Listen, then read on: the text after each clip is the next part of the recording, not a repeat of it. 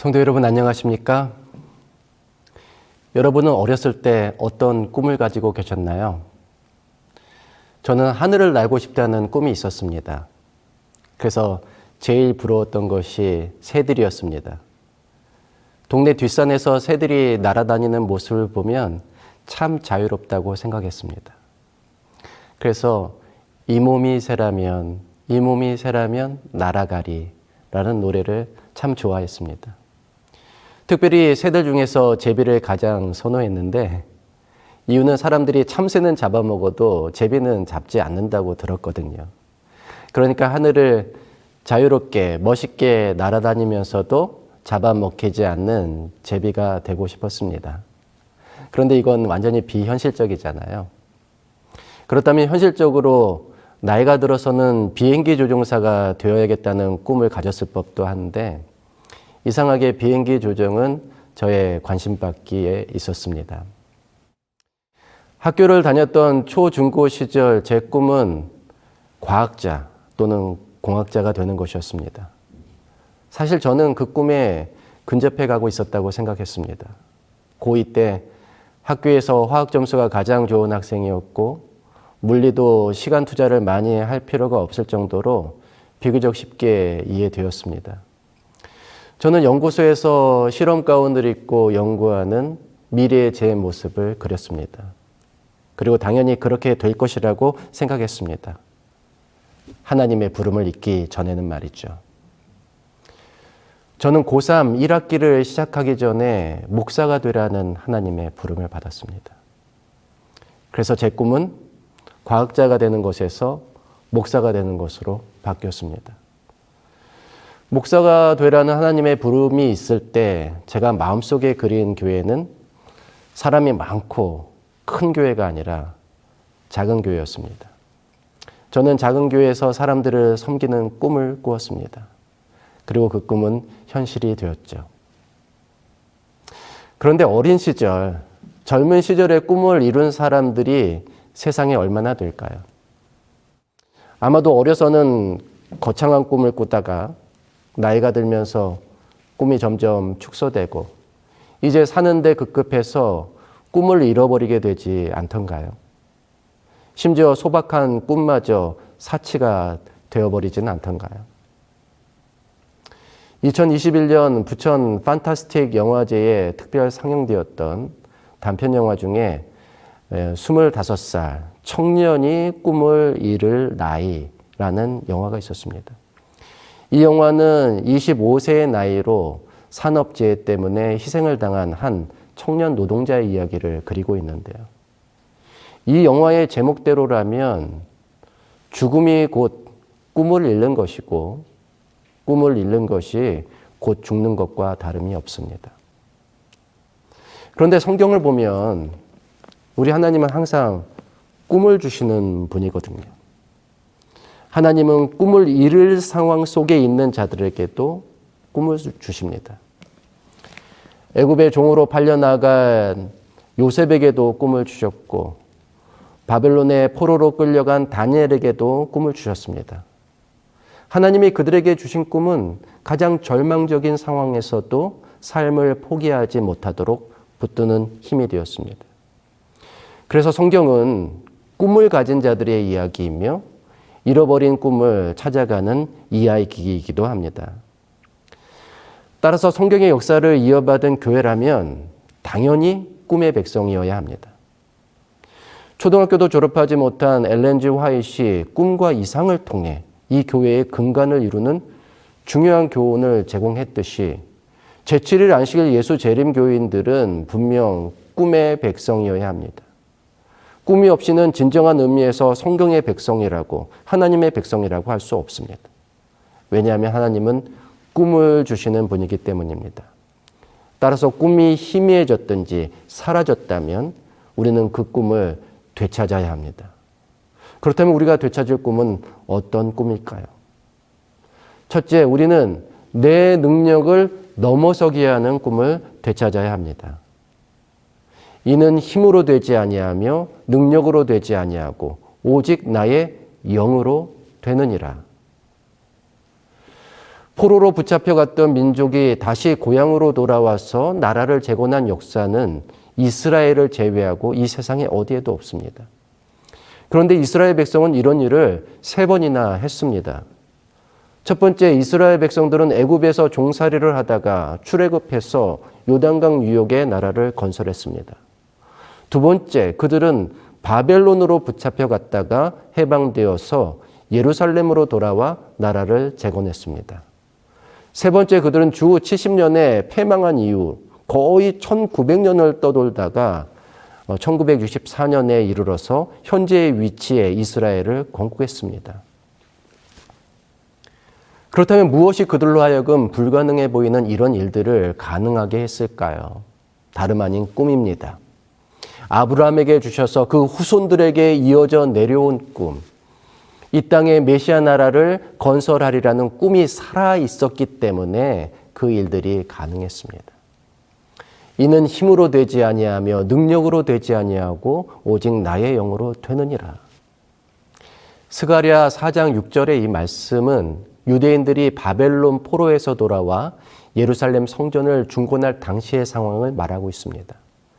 당시에 1차로 예루살렘에 도착한 유대인들은 성전 건축을 시작했다가 여러 난관에 부딪혀 모든 것을 포기하고 생업에 치중하고 있었습니다.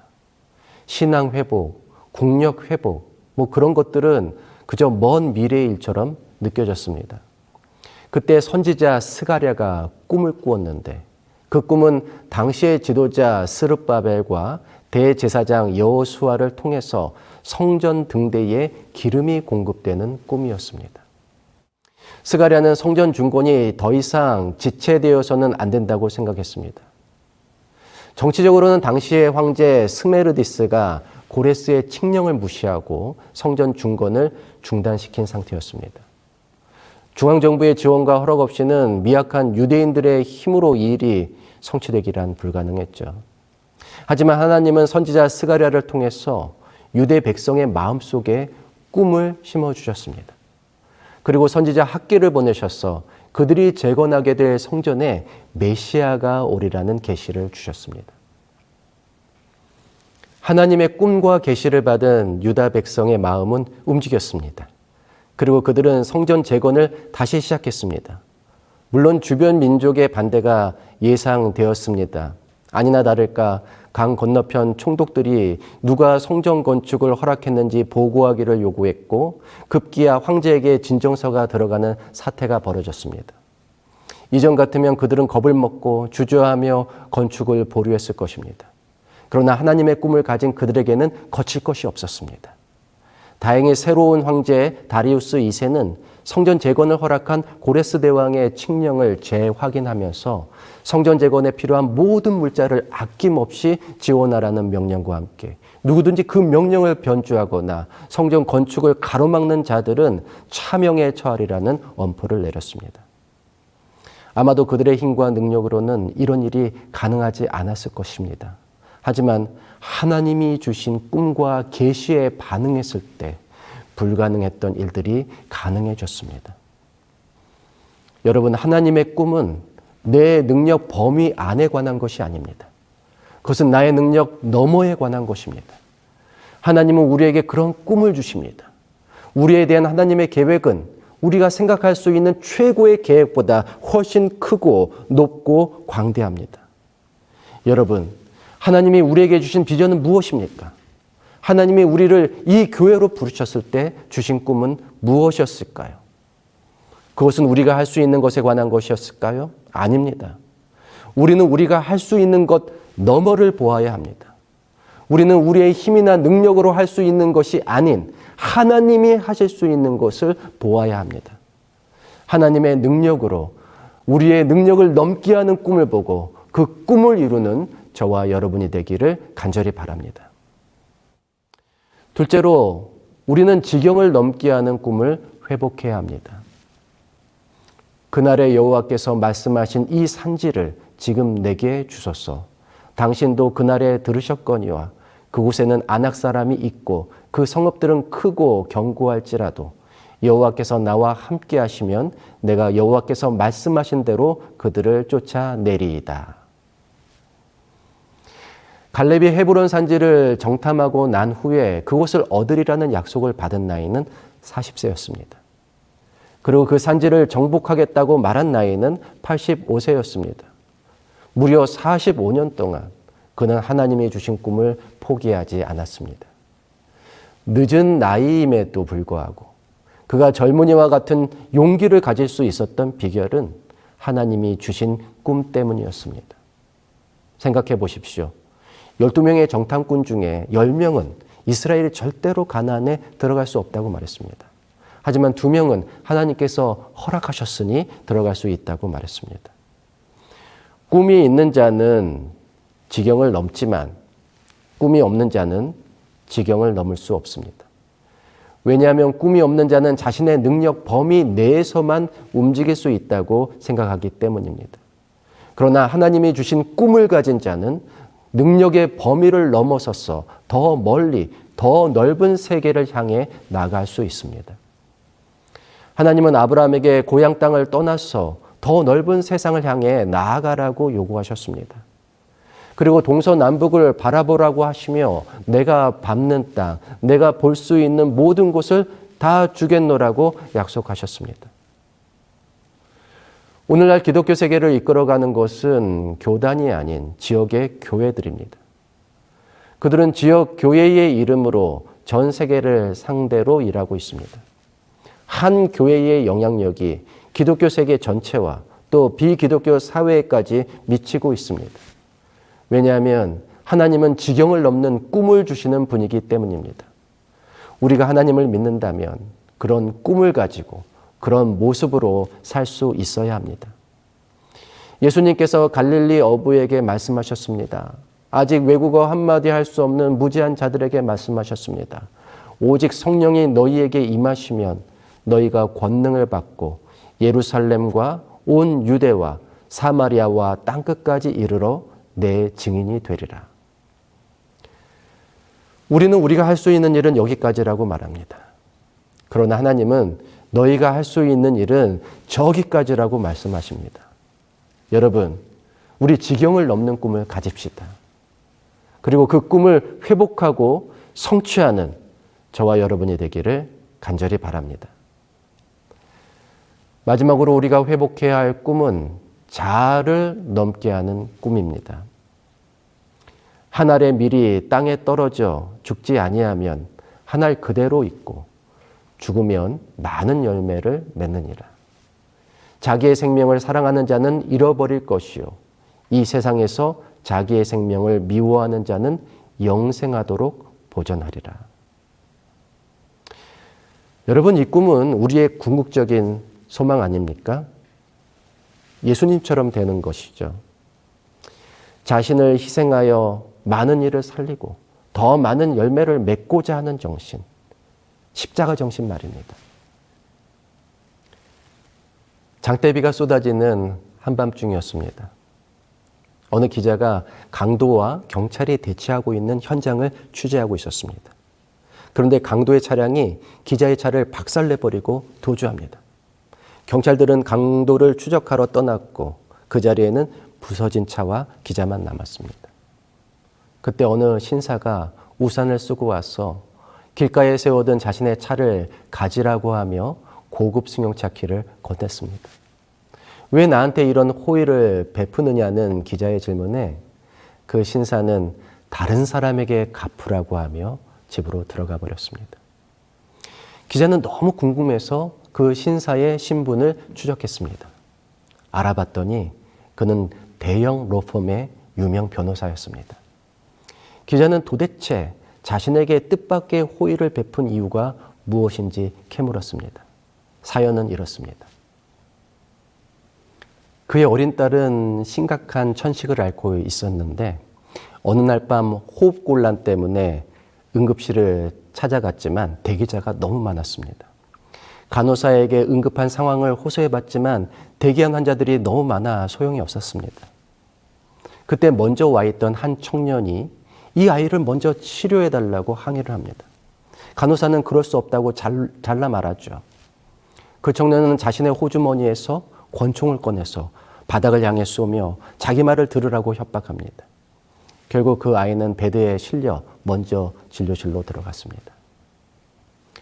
잠시 후 경찰이 출동했고 경찰에게 끌려가면서 그 청년은 변호사에게 이렇게 말했습니다. 은혜는 다른 사람에게 갚으세요. 불량배의 말치고는 너무 멋진 말 아닙니까? 아무래도 누군가에게 배우거나 들은 말 같은데요. 이 이야기는 어디에서 시작되었을까요? 이 일은 한 중학교 1학년 사회 수업 시간에서 시작되었습니다.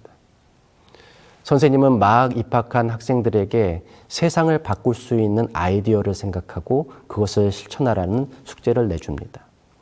이 숙제는 유난히 어린 트레버의 마음을 사로잡았습니다. 결국 트레버는 이런 아이디어를 착안했습니다. 그건 뭐냐면 한 사람이 세 사람에게 정말 큰 도움을 주고 도움을 받은 그 사람들이 은혜를 되갚지 않고 대신 각각 다른 세 사람에게 갚는다면 그들이 또다시 9명에게 도움을 주게 되잖아요.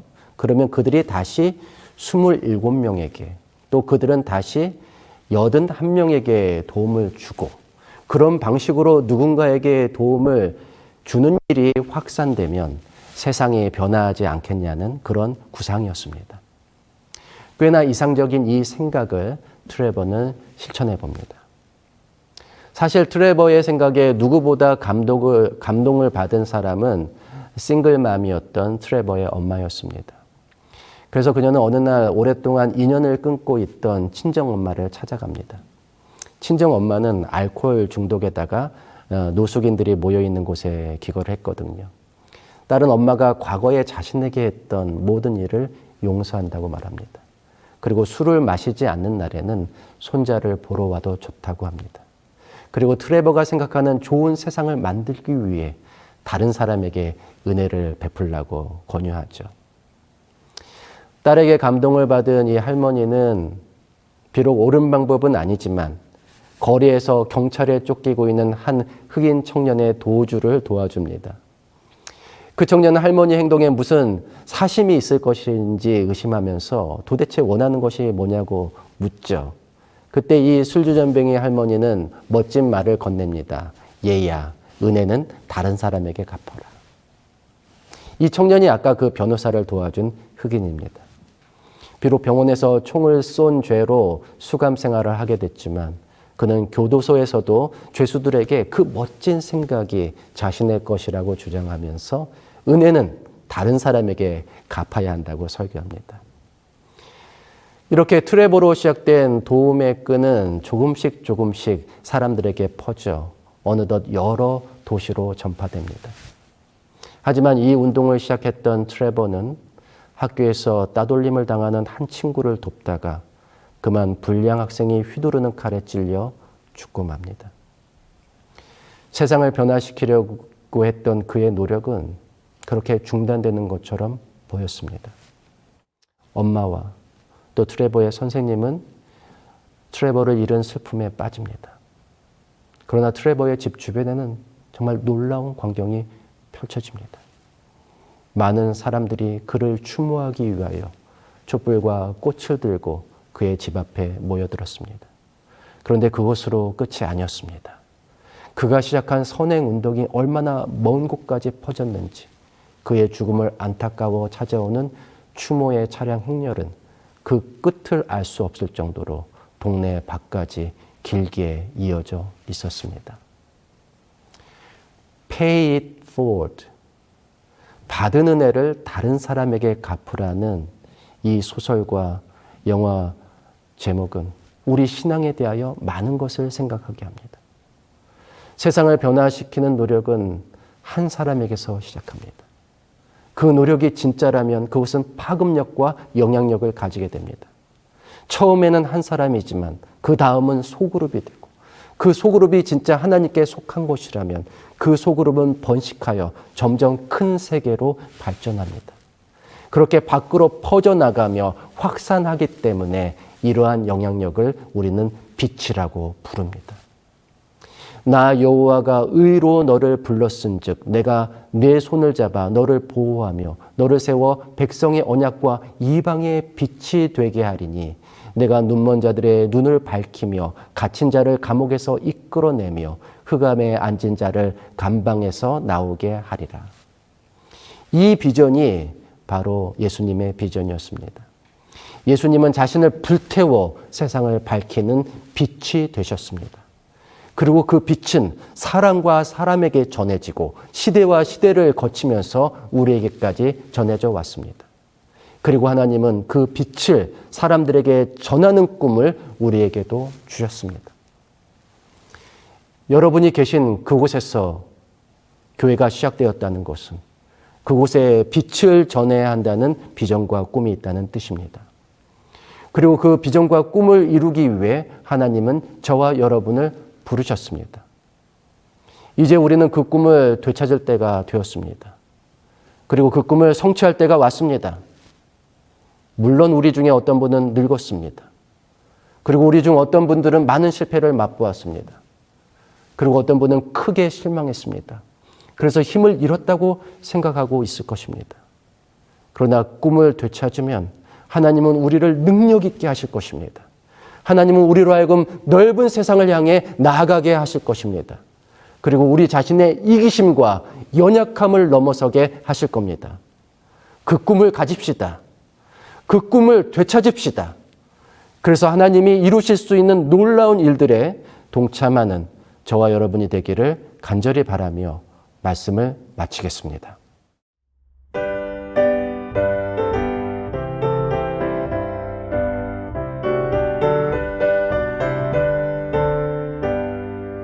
이 은혜 아무 증거하니 보여도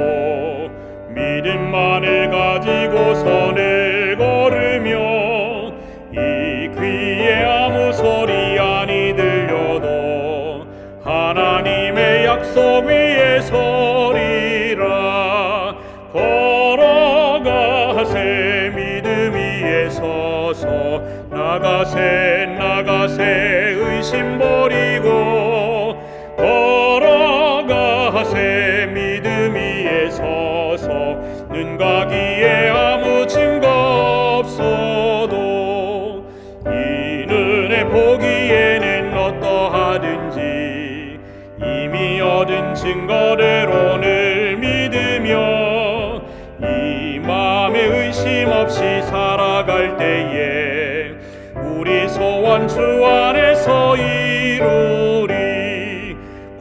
걸어가세 믿음 위에 서서 나가세 의심 버리고 걸어가세 믿음 위에 서서 눈 가기에 아무 증거 없어도 당신의 거룩함을 두고 맹세한 하나님의 언약하심 진실하니 그 귀한 모든 약속 믿는 자에게 능치 못할 무슨 일이 있을까. 걸어가세 믿음 위에 서서 나가세 의심 버리고 걸어가세 믿음 위에 서서 눈 가기에 아무 증거 없어도.